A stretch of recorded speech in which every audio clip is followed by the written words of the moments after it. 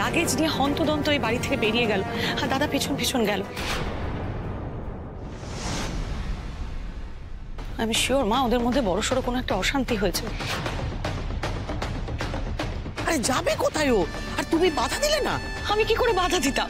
আমি যতক্ষণে এখানে এসে পৌঁছলাম ততক্ষণে ডালি অলরেডি বেরিয়ে গেছে, আর দাদা দাদা প্রাণ পরে ওর পেছন পেছন ওকে ডাকতে ডাকতে ছুটে চলে গেল।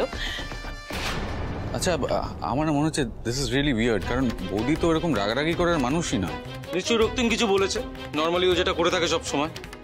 না, আমি একটা জিনিস বুঝতে পারছি না যে দাদা কি এমন কথা বললো যে ডালি বাড়ির কাউকে কিছু না বলে হুট করে বাড়ি ছেড়ে চলে গেল। হ্যাঁ, ডালি কোথাও যায়নি।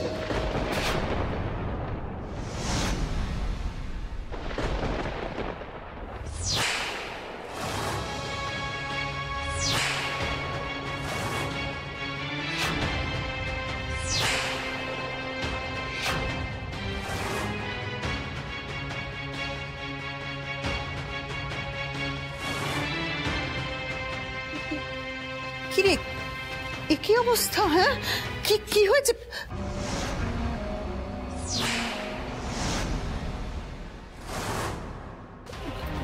ডালি, তুমি ব্যাগ নিয়ে তোর মাথায় ব্যান্ডেজ কি হয়েছে বাবা? ভাইদা, তোর কোথাও চোট লেগেছে নাকি? মানে তুই ঠিক আছিস তো?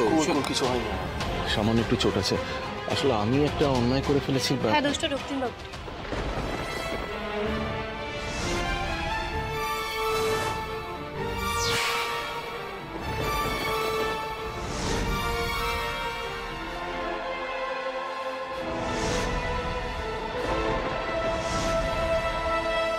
আসলে রক্তিমবাবু না একদম আমার কথা শোনেন না।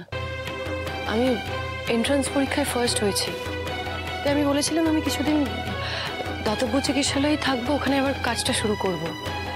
কাজ পড়াশোনা সব একসাথেই হবে আর কি। কিন্তু উনি আমাকে নিয়ে এত চিন্তা করেন, মানে আমার শরীর খারাপ বলে আমাকে বললেন কদিন পর যেতে ওখানে। আর সেটা নিয়ে একটু রাগ অভিমান হয়েছিল।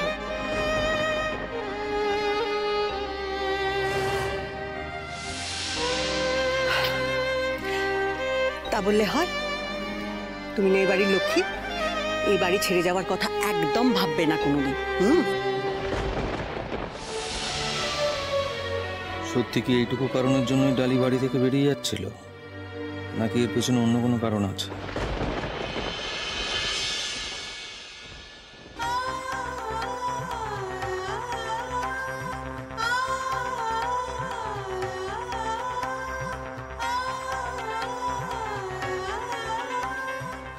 এতগুলো দিনে এই প্রথমবার এই বাড়িতে আমার নিজেকে অবাঞ্ছিত মনে হচ্ছে। এই পরিবারের মানুষগুলোর সাথে আমার সত্যিই কোনো সম্পর্ক নেই। সেই সুতো দিয়ে আমি এতদিন এই পরিবারের সাথে জড়িয়েছিলাম, সেই সুতোটা এবার চিরকালের মতো ছিঁড়ে গেছে।